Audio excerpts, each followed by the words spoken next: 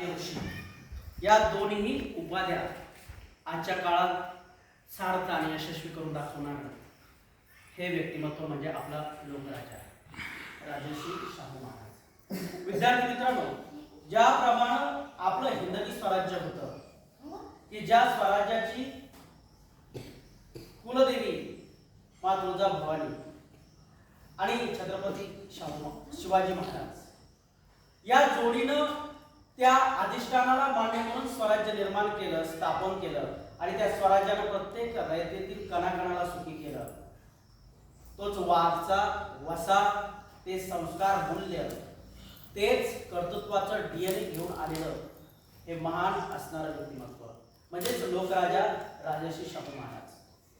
विद्यार्थी मित्रांनो, जलाशय निर्मावी महावने लाभावी नगरेची वसावी निरंतर या उक्तीप्रमाणे आज या कोल्हापूर शहराचा विकास, जलाशय निर्माण केली, नगरही वसवलं, शिक्षण, कृषी, लोकजागृती, समाज प्रबोधन आणि प्रत्येक तळागाळातील उपेक्षित वंचिताला आपल्या या राज्यामध्ये न्याय कसा मिळेल यासाठी अखंड क्षणाक्षणाला तळमळ असणारं असं हे जाणतं नेतृत्व आणि या नेतृत्वाचा आज जन्मदिन आपण तितक्याच मोठ्या उत्साहाने साजरा करतोय।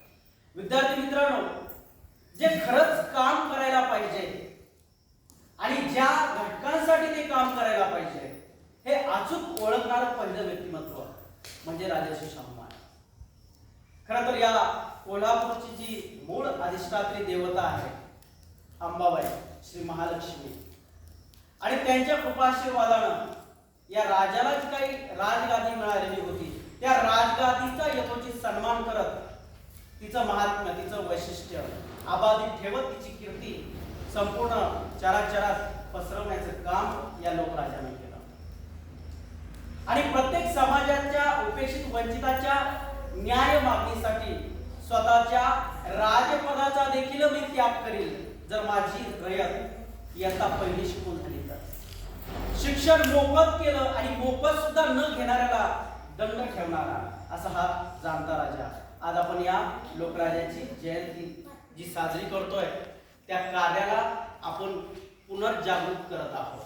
तेव्हा या लोकराजाला जयंती निमित्त मी विनम्र अभिवादन करतो आणि पुन्हा या राज्याच्या कार्याचं स्मरण करत आपल्यालाही त्याच मार्गाने जाता येतंय का त्यासाठी एक एक पाऊल इतकं महान कार्य करणं म्हणजे इतकी सर्वसामान्य गोष्ट नाही।